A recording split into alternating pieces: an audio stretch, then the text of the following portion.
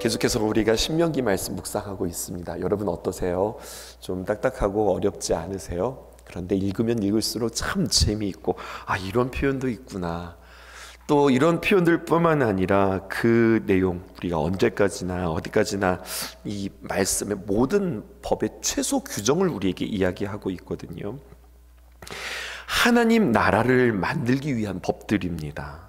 그리고 하나님의 공의와 하나님의 정의가 흐르는 공동체를 만들기 위해서 우리는 이 법을 따라야 할 뿐만 아니라, 여러분, 하나님이 왜 이 법을 우리에게 주셨는가, 그 의도를 우리가 알면 오늘 우리가 신명기 말씀을 읽는데 참 유익이 될 것 같아요. 결국 주님께서요, 신명기 25장 15절에 보면 이런 말씀이 있어요. 여호와께서 내게 주시는 땅에서 내가 길리라. 하나님께서 우리에게 주신 그 땅에서 내 날이 길리라 라고 하는 것은 네가 이 땅에서 오래 살 거야, 이런 뜻이 아니라 너의 날, 너의 복된 날, 너가 참 빛나고 행복하는 그 날 하나님께서 보장한다, 이런 거거든요. 오늘 6가지 여러분들과 함께 이야기할 텐데 조금 지루할 수 있지만 하나하나 제가 호밀빵 여러분들에게 말씀드렸죠. 씹으면 씹을수록 고소고 참 이런 말씀이 있구나, 우리가 함께 발견하면서 이 말씀에 따라 오늘 나는 하루 어떻게 살아갈까. 오늘 주님께서 나에게 문자 메시지 보내주셨다, 하나님이 나에게 오늘 카톡 보내주셨네, 오늘 이렇게 살아봐야지, 이렇게 적용하는 저와 여러분들 되었으면 참 좋겠습니다. 첫 번째입니다. 공정한 재판과 형량을 우리에게 이야기하죠. 1절에서 3절에 있는 말씀 중에 1절입니다. 사람들 사이에서 시비가 생겨서 재판을 청하면 재판장은 그들을 재판하여 의인은 의롭다 하고 악인은 정죄할 것이며. 시비가 생겨서 여러분 재판할 때 특별히 재판장은 공정하게 재판하라, 선악을 바로 판단하라, 우리에게 이렇게 이야기합니다. 그리고 악인에게는요 반드시 그에게는 형을 주어야 하죠. 특별히 태형이라는 게 있습니다. 잠깐 이야기를 비껴갈까요? 오늘날도 태형이 있어요. 싱가포르에 가면 태형이 있습니다. 싱가포르 선교사님과 함께 이야기했던 게 있는데, 사람에게 벌을 주는데 정말로 때려요. 근데 누가 때리느냐? 로봇가 때려요.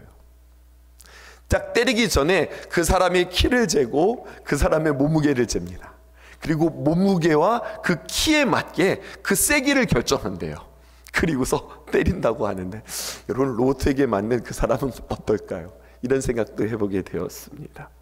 그런데 태형을 할 때 무조건 때리는 게 아니에요. 뭐라고 이야기하느냐? 재판장이 그의 죄의 무게에 따라 태형의 횟수를 정하는데 40대를 넘기지 말라. 성경에서 40이라고 하는 숫자는 굉장히 긴 숫자, 큰 숫자를 의미하거든요. 이스라엘 백성들이 40년 동안 광야 생활을 하였고, 또 40주 40이야, 40이라고 하는 숫자는 굉장히 그 의미가 긴 것을 이야기하는데, 무리하게 때리지 말아라, 40대를 넘기지 말아라, 그렇게 이야기해요. 그래서 사도 바울이 자신이 어떻게 복음을 전하다가 고난당했는가, 그 이야기를 쭉 고린도후서 1장 23절에서부터 28절까지 이야기하는 중에 이런 표현이 있어요. 내가 수고를 넘치도록 하고 옥에 갇히기도 하고 더 많이 하고 매도 수없이 맞고 여러 번 죽을 뻔하였으니, 유대인들에게서 40대에서 몇 대를 빠졌어요? 40대에서 하나 감한매를 몇 번 맞았다는 거예요. 5번 맞았다. 그가 이렇게 이야기하죠. 오늘 본문으로 다시 한번 돌아볼까요? 2절입니다. 악인에게 태형에 합당하면 재판장은 그를 엎드리게 하고 그 앞에서 그의 죄에 따라 수에 맞춰서 때려라. 그런데요, 3절에 보니까 40까지는 때리려니와 그것이 넘기지는 못할지니, 만일 그것을 매를 지나치게 때리면 내가 내 형제를 경히 여기는 것이 될까 하노라, 이렇게 표현하고 있어요. 밑줄 쳐보실까요? 3절에 형제라고 하는 표현입니다. 이게 무슨 말일까요? 벌은 합당하게 주되 그 사람의 인격이 모독될 정도로 과하게 해서는 안 된다는 이야기입니다. 왜 그럴까요? 밑줄 쳤죠. 그 공동체 가운데 그는 아무리 죄를 지었어도 그는 우리의 형제다, 이건 잊지 말라 이야기하는 겁니다. 흥분해서 또한 순간의 실수로 죄 지을 수 있죠. 하지만 그 사람 또한 하나님께서 우리에게 허락한 언약 공동체의 일원이다. 심판은 죄에 대한 심판을 두고 있지만 왜 때리는 거예요? 맞아 죽으라고 때리는 것이 아니라 이것을 통하여서 회복을 그를 기대하는 거잖아요. 회복 또한 의미를 두고 있기 때문에 그 사람이 모욕당하지 아니하도록 다시 돌아올 길을 만들어주라라고 하는 이야기죠. 오늘날 법도 마찬가지인 것 같습니다. 우리가 법을 집행하는 사람들은 아니지만 우리의 삶 가운데 말이죠, 공정함이 있기를 원해요. 그리고 그 공정함에는 사람 귀한 것을 알아야 하는, 사람의 존엄성을 바탕으로 그를 기다려주고 또 교정하고 회복하는 것에 우리가 소망을 두고 초점을 두어야 하겠습니다. 두 번째는요, 곡식을 떠는 소예요. 4절에 이렇게 기록되어 있습니다. 곡식 떠는 소에게 망을 씌우지 말아라. 곡식을 밟으면서 타작하게 되어집니다. 타작할 때 곡식을 밟았으니 이건 실수지요. 그때요, 소가 그것을 이렇게 주워 먹게 되어져요. 근데 이것들이 네가 일은 안 하고 이걸 주워 먹네 하고서 그 소에게 이렇게 망을 씌우지 말라는 이야기입니다. 이 명령은 사도 바울이 이 말씀을 인용해서 더 유명한 말씀이기도 한데요, 수고하는 짐승들에게도 짐승이지만 그에 따른 대우를 해줘라, 이렇게 이야기하고 있는 거예요. 소가 일하면서 그 중에 있는 곡식을 하나씩 둘씩 주워 먹고 있다는 거예요. 근데 그 주워 먹도록 허락하라고 하는 거죠. 그러니까 우리는 동물을, 가축을 이용하는 것뿐만 아니라 그들을 잘 돌볼 줄도 알아야 된다고 하는 겁니다. 근데 이것이 너무 지나쳐서는 안 될 것 같아요. 저희 집에도 우리가 애완동물도 강아지를 키우고는 있지만 우리가 늘 아이들과 또 우리 아내와 함께 이야기하는 것이 사람은 아니다. 사람은 아니다. 선은 있는 거다. 선은 있는 거다. 사람처럼 대화하지는 말자. 언제나 우리가 그렇게 이야기하고 있거든요. 부모님을 우리가 이렇게 공경하나? 내 부모님을 이렇게 챙기고 사랑하나? 아니, 부모님은 챙기지 못하고 자식은 챙기지 못하면서 짐승을 이렇게 애지중지 키우는 것이 이게 하나님께서 보실 때 합당할까? 이런 생각이 드는 거예요. 우리 애완동물 키우시는 우리 성도님들 많으시지요? 저부터도 다시 한번 점검해 봅니다. 내가 어디에 마음을 쏟고 살아야 하지? 뭐가 하나님께서 기뻐하시는 일이지? 정도가 지나친 것은 아닐까? 우리가 함께 생각해 볼 필요 있겠어요. 그 다음 세 번째 우리가 함께 살펴보아야 할 것은 바로 무엇이냐면 죽은 형제에 대한 의무입니다. 띄워주실까요? 여러분, 이 문장 한번 써보시겠어요? 계대 결혼법입니다. 제가 한자도 써고 영어도 써드렸는데요, 레비레이트 메리지 이렇게 표현했는데, 계대 결혼법의 이 계자가 이을 계자, 계승하다라고 할 때의 계자예요. 그러니까 대를 이어가는 결혼법이라고 하는 거죠. 이 규정은 구약시대에 아주 독특한 그러한 그리고 중요한 법이었습니다. 약속의 땅에 들어가게 되어지면은요, 지파별로 땅을 상속받습니다. 이게 무슨 말이에요? 하나님으로부터 그들은 그 땅을 선물 받았다는 거예요. 하나님께서 이스라엘 백성들에게 그 가나안 땅을 선물로 주신 겁니다. 그러니까 이것은 참 감사하고 하나님의 귀한 은혜로 받은 거죠. 그래서 그들은 그 땅에서 나오는 것들로 살게 되어질 텐데, 그런데 문제는 뭐냐면 그 땅을 상속받는 남편이 아이 없이 죽게 되었어요. 쉽게 말해서 자식 없는 과부가 되었습니다. 그러면 이 여인은 상속을 받지 못하는 거예요. 그런데 이 시대에 이런 규정을 통하여서 남편의 가문과 가족의 연속성을 위해서 또한 남겨진 이 과부 아내가 안정적인 삶을 살아갈 수 있도록 법 하나를 만들었는데, 이게 계대 결혼법이라고 하는 겁니다. 좀 더 살펴볼게요. 이 법의 방법은 이런 겁니다. 남편이 죽어서 사망하여서 자녀가 없을 경우에 그 남편의 형제 중에서 한 사람이 혼자 남은 이 미망인과 결혼하여서 후손을 남기게 되어지는 겁니다. 이렇게 책임지는 자의 역할을 하는 사람을 뭐라고 하느냐? 성경에서는 기업물을 짜다 이렇게 표현하고 있어요. 책임지는 사람이죠. 죽은 남편의 형제로서. 근데 이것은 별로 이렇게 즐겁고 달갑지 않은 법이에요.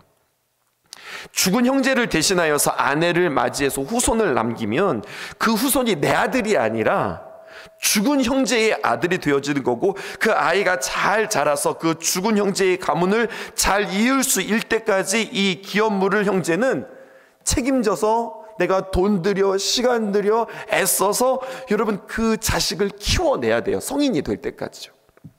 그렇기 때문에 이 일을 하는 것은 경제적으로 보나 사회적으로 보나 시간적으로 보나 여러 가지 많은 것에 있어서 귀찮은 일이고 힘든 일이에요, 때에 따라서는. 그래서 이런 문제들에 대해서 형제들이 달가워하지 않기 때문에 다들 피하려고 하는 그러한 생각들이 그들에게 있었습니다. 이러한 마음과 이런 태도들에 대해서 신명기는 아주 독특한 이야기를 오늘 우리에게 이야기하고 있어요. 7절에서부터 10절 다시 한번 천천히 읽어볼게요. 그러나 그 사람이 만일 그 형제의 아내 맞이하기를 즐겨하지 아니하면 그 형제의 아내는 그 성문으로 장로들에게 가서 말하기를 내 남편의 형제가 그의 형제의 이름을 이스라엘 중에 잊기를 싫어하여 남편의 형제된 의무를 내게 행하지 아니하였다 할 것이요. 8절입니다.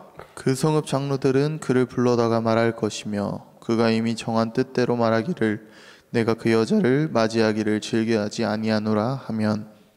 보세요. 하지만 그것에 대해서 이렇게 이 남자가 형제임에도 불구하고 이 여자 내가 데리고 살고 싶지 않습니다 라고 이야기할 경우도 있다는 거예요. 그러면 어떻게 하는가 보실까요? 9절에 보니까 그 형제의 아내가 장로들 앞에서, 이거 과부된 이 여자가요, 그 형제 앞에서 뭐라고 이야기하냐면 나가서 그에게 신발을 벗깁니다. 그리고 그의 얼굴에 침을 뱉어요. 그리고 말합니다. 뭐라고 이야기하느냐, 그의 형제의 집을 세우기를 즐겨하지 아니하는 자에게 이렇게 할지니라 라고 이야기하는 거예요. 많은 사람들이 보는 앞에서 신발을 벗기고 그 얼굴에 침을 뱉기는 거죠.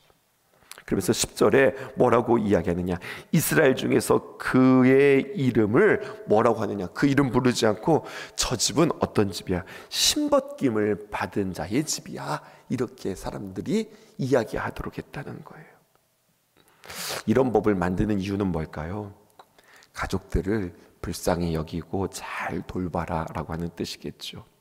성경은 이 법과 관련된 이야기가 곳곳에 등장하는데요. 창세기 38절에 보면은 유다와 다말 이야기도 이 이야기와 관련되어져 있고, 우리가 지난번에도 살펴보았지만 룻기의 이야기를 통하여서도 여러분 이 법과 관련되어져 있습니다.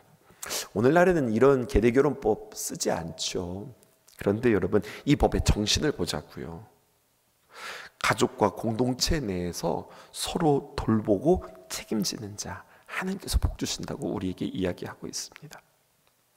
더 확장시켜서 우리가 영적으로 해석해 볼까요? 고아와 같은 나, 과부와 같은 나에게 예수님께서 찾아오셨습니다. 그리고 나의 기업 물을 자 되어주셨어요.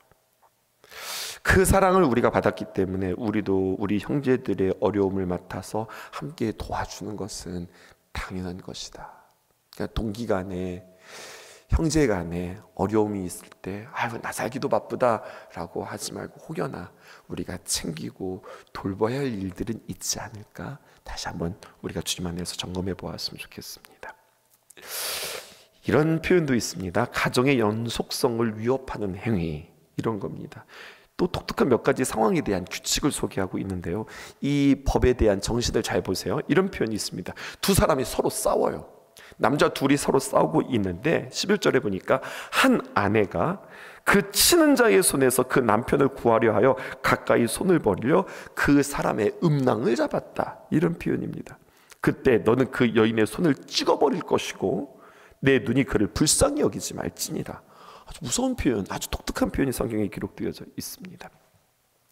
특별히 11절에 보니까요, 남편을 구하려 하여 가까이 가서 손을 벌려서 그 사람의 음낭을 잡았다라고 하는 표현이 있거든요. 아, 여자 이거 대단한 여자인 것 같아요. 남자들끼리 싸우는데 내 남편을 너무 사랑하는 거죠. 그리고 내 남편이 지는 것 같으니까 같이 가서 부부가 합세하여서 싸우는데, 이 여자가 어떻게 싸우는가 보았더니요, 남편을 구하겠다고 남편과 싸우고 있는 그 상대방의 급소, 남자에게 있어서 가장 중요한 그 급소를 딱 잡고 늘어지는 거예요. 여러분, 이 당시 문화적 배경에서 해석하셔야 되는데요, 뭐라고 우리에게 주님께서는 말씀하시느냐. 상호 간에 싸움과 다툼이 있다 하더라도 해결 방법에 있어서 이 해결의 방법을 서로 간에 어떤 신체를 불필요하게 접촉함으로써 인간의 존엄성을 무너뜨리는 행위를 금지해라. 그 사람 또한 형제됨을 잊지 말아라, 이렇게 이야기해야 되는 거죠. 그러니까 우리는 이렇게 해석해야 되는 겁니다. 쉽게 말해서 다툼이 있어도 안 볼 것처럼 싸우면 안 된다고 우리에게 이야기하는 거예요. 그 사람이 정말로 수치스럽고 그 사람이 무너질 정도로 그렇게 싸워서는 안 된다고 하는 거죠. 우리는 아예 싸움조차 하지 않기를 주님의 이름으로 축복해요. 다섯 번째입니다. 정직한 상거래입니다. 13절에서부터 시작해서 16절까지는 공정한 거래 금지법을 이야기하는데, 살아가면서 너희는 두 개의 저울을 쓰고 있지 않느냐, 우리에게 이렇게 이야기하는 거예요. 어떤 저울인가? 하나는 무겁고 하나는 가벼운 거예요. 무거운 저울을 쓰는 상황이 있습니다. 어떤 상황이 있습니까? 물건을 살 때에는요, 무거운 저울추를 사용하면 그러면 더 많은 것을 가져올 수 있어요. 근데 물건을 팔 때는요, 가벼운 저울추를 사용하면요, 적게 팔 수 있어요. 두 개의 저울추를 가지고 장사하면은요, 돈을 더 잘 벌 수 있습니다. 어떻게 하는 거예요? 남을 속여서 가져오는 돈입니다. 13절에 너는 내 주머니에 두 종류의 저울추 곧 큰 것과 작은 것을 갖지 말라. 저울뿐일까요? 똑같은 말을 한 번 더 반복하는데 14절에서는 저울이 아니라 돼. 여러분, 돼가 뭔지 아시죠? 돼를 이야기하는 거예요. 내 집에 두 종류의 돼가 있구나. 큰 것이 있고 작은 것이 있다. 살아가면서 두 개의 돼가 있는 거예요. 하나는 속이 깊고 하나는 속이 얇습니다. 쌀을 살 때는요, 속이 깊은 돼를 사용하고 쌀을 팔 때에는 속이 얕은 돼를 사용합니다. 그러면 뭐가 되는 거예요? 이익이 되는 거예요. 기억하세요, 여러분. 성경은 우리에게 이걸 이야기해요. 아무리 이렇게 술수를 써서 다른 저울을 쓰고 다른 돼를 써서 네가 그렇게 돈을 벌었어? 아무리 그렇게 내가 돈을 번다 하더라도 하나님 손에 있다. 하나님께서 한번 훅 하고 부르시면 다 날아간다는 거예요. 더 쉽게, 이렇게 아둥바둥 우리가 돈을 모았지만 한 번 사고 나면 번 돈은 싹 다 날아가는 거예요. 한 번 일이 터지면 내가 그렇게 아둥바둥 모은 거 하나님께서 다 뿌려버리신다는 거예요. 작은 돈을 벌어도 사고 없이 건강하게 살면 그게 잘 사는 거다. 성경은 그래서 우리에게 다음과 같이 말합니다. 15절은 밑줄 쳐보세요. 오직 온전하고 공정한 저울추를 두며 온전하고 공정한 되를 둘 것이라. 그리하면 내 하나님 여호와께서 내게 주시는 땅에서 내 날이 길리라. 남은 몰라요. 여러분, 추를 바꾸고 되를 바꾸고 쓰는 것에 대해서 남은 몰라요. 내가 얼마나 이것에 대해서 노련한데요. 남은 몰라요. 근데 여러분, 누구는 아실까요? 하나님은 아세요. 하나님 앞에서 부끄럽지 않은 삶을 살아가는 것, 더 나아가 더 적극적으로 하나님을 기쁘게 해드리는 것이 복받는 비결이라고 하는 사실을 여러분들 꼭 기억하세요. 우리가 이 땅에 살아가면서 돈이 필요하지 않은 사람이 어디 있어요? 그런데 여러분, 돈이 우리에게 필요하고 우리가 잘 저축하고 잘 모아서 사는데, 여러분, 이렇게 저렇게 내가 수단과 방법 가리지 않고 남 속여서 남 사기치면서 억울한 돈 남의 것 내가 가지고 갚지도 않으면서 그 사람은 복 받을까요? 여러분, 사람이 우리의 삶을 주관할 수 없습니다. 인생 살아보셔서 알잖아요. 내 뜻대로 되지 않는다. 우리의 삶을 예측할 수 없다. 그래서 이건 세상 사람들이 회자하는 말이에요. 인생 장담하지 말라는 거예요. 인생 장담하지 말라. 안 될 것 같은데 그 사람 나중에는 잘 될 것 같고, 그 사람 지금 잘 되는 것 같지. 그러나 나중에는 안 될 수 있다. 우리는 어떤 사람이 되어야 되느냐? 지금도 잘 되고 나중도 잘 되고 주님 안에서 공정하고 하나님 두려워하는 거. 여러분, 하나님 시선 두려워하면서 살아가는 것, 이게 복된 삶임을 꼭 기억하실 수 있었습니다. 또 추에 대해서 이런 적용도 필요해요. 내가 좋아하는 것에는 한없이 너그럽고 내가 싫어하는 것에서는 한없이 내 스스로가 엄격하지는 않은지, 이것도 함께 돌아보셨으면 좋겠습니다. 마지막 하나 더 보실까요? 17절에서 19절에 보면 아말렉 진명을 명령하고 있습니다. 아말렉은 누구일까요? 과거 출애굽한 뒤에 이스라엘 백성들이 참 힘들고 약할 때에 그 약한 틈을 타서 공격했던 자들이에요. 그 하나님 다 계산하고 하나님 다 보셨어요. 17절과 18절 함께 교독할게요. 너희는 애굽에서 나오는 길에 아말렉이 내게 행한 일을 기억하라. 18절입니다. 곧 그들이 너를 길에서 만나 내가 피곤할 때에 내 뒤에 떨어진 약한 자들을 쳤고 하나님을 두려워하지 아니하였느니라. 여러분, 아말렉 족속에 이렇게 그들의 시작을 살펴보기 시작하면은요, 그들은 누구에게서 시작되었느냐? 에서의 손자입니다. 아말렉의 후손들로서 이는 팔레스타인 남쪽 광야에서 시나이 반도를 배회하면서 약탈을 일삼았던 민족인데요, 특별히 역사적으로 이스라엘을 아주 집요하게 괴롭혔던 민족이었어요. 특별히 이스라엘 백성들이 호렙산 근처 르비딤에 이르렀을 때에도 그들이 힘들었거든요. 그 힘든 틈을 타서 기습했었고요. 가나안을 향하여서 진군하는 그 이스라엘 백성들을 방해했을 뿐만 아니라 행군에서 후미로 자꾸 처지는 자들 있잖아요. 그럼 처지는 자들을 공격하고 무참히 때로는 살육하기도 했어요. 하나님께서는 이러한 그들의 행동을 영원한 저주로 이스라엘의 영원한 대적이 될 것을 선언하셨습니다. 19절 함께 읽어볼게요. 시작. 그러므로 내 하나님 여호와께서 내게 기업으로 주어 차지하게 하시는 땅에서 내 하나님 여호와께서 사방에 있는 모든 적군으로부터 내가 안식을 줄 때에 너는 천하에서 아말렉에 대한 기억을 지워버리라. 너는 잊지 말지니라. 이스라엘을 공격한 죄도 있기는 하지만 보세요, 약한 자를 멸시하고 괴롭히는 이 민족에 대해서 하나님께서는 기억하고 계시고 그냥 두지 않겠다, 하나님께서 말씀하시거든요. 거꾸로 우리가 언제나 이 말씀 들으면 그래, 우리는 이스라엘이고 우리를 공격하는 자들이 아말렉이야 라고 이야기하는데, 오늘 성경이 아말렉을 누구라고 정의하고 있습니까? 힘이 세서 약하고 연약한 자들을 함부로 대하는 자, 그는 아말렉이다. 우리에게 그렇게 이야기하고 있어요. 약한 자와 또 가난한 자를 멸시하는 거 하나님 그냥 두고 보시지 않는다고 이야기하고 계시는 거죠. 하나님의 백성을 괴롭히는 자, 하나님께서 갚으시겠다고 말씀하는 거예요. 주님의 때가 이를 때까지 이러한 심판이 있는 겁니다. 그러면서 오늘 말씀을 마무리하면서 결국에는요, 우리는 이 땅에 살아가면서 사람 귀한 거 알아야 된다. 약하다고 어리다고 또 부족하다고 함부로 여겨서는 안 된다. 오늘 주님께서 우리에게 이렇게 이야기하고 있네요. 여러분, 우리가 살아가면서 많은 사람들 만나면서 살아갈 것 같죠? 그렇지 않습니다. 의외로 우리가 살아갈 때요, 만나는 사람들은 그렇게 많지 않아요. 그런 생각했어요. 어쩌면 저는 우리 부모님보다 우리 성도님들을 더 자주 더 만나면서 살아가고 있을런지 모르겠어요. 우리는 최소한 하루에 한 번씩은 만나잖아요. 우리에게 보내주시고 우리에게 맡겨주시고 함께 우리가 더불어서 이렇게 사귀면서 말씀으로 우리가 교제하면서 살아가고 신앙 공동체 가운데, 예배 공동체 가운데 살아가는 우리가 어떻게 서로 돌 살피고 또 우리가 어떻게 기도하고 중보하면서 살아갈까?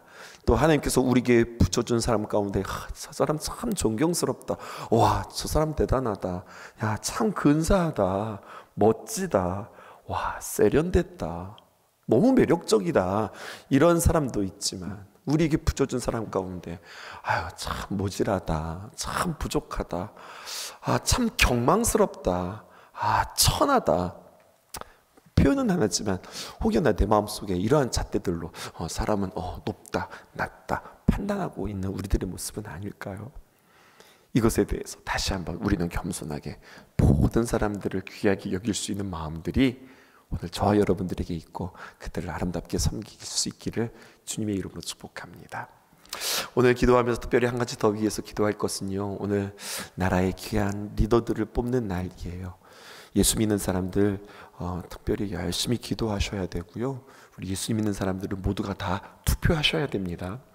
목사가 앞에서 누구 뽑으라고는 이야기하지 못해요. 여러분들 기도하고 여러분들의 귀한 감동이 있는 사람, 여러분들의 기준과 선택에 따라서 잘 선택하시되, 우리가 모두 함께 해야 할 것은 정말로 이 나라를 위하여서 하나님 정말로 합당한 귀한 리더들이 뽑힐 수 있도록 하나님 이 나라를 도우십시오. 주 앞에 기도하고요. 공정한 선거가 될 수 있도록, 불법 선거가 되지 아니하도록 하나님 도와주십시오. 기도하고 아침 일찍 우리는 투표를 하십시다. 그런 저와 여러분 되었으면 참 좋겠습니다. 기도하십시다. 내가 걸어온 이 길에 그분의 흔적이 남기를 나는 소망해. 내 삶에 그 이름 남기기. 나의 뒷모습 속에서 그분의 뒷모습 보이길 나는 기도해. 그렇게 그분이 보이길.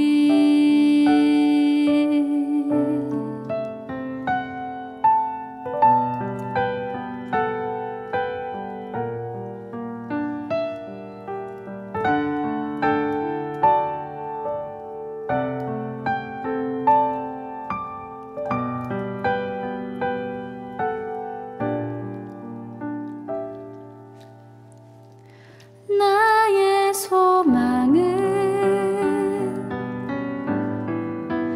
나의 바램은 늘 항상 내 사랑하는 그분의 그림자로 늘 남는 것. 나의 돈과 나의 선행은 숨겨져 가고 그분의 크신 사랑만 늘 나보다 기억되길. 내가 걸어온 이 길에 그분의 흔적이 남기를 나는 소망해. 내 삶에 그 이름 남기길. 나의 뒷모습 속에서 그분의 뒷모습 보이길 나는 기도해. 그렇게 그분이 보이길.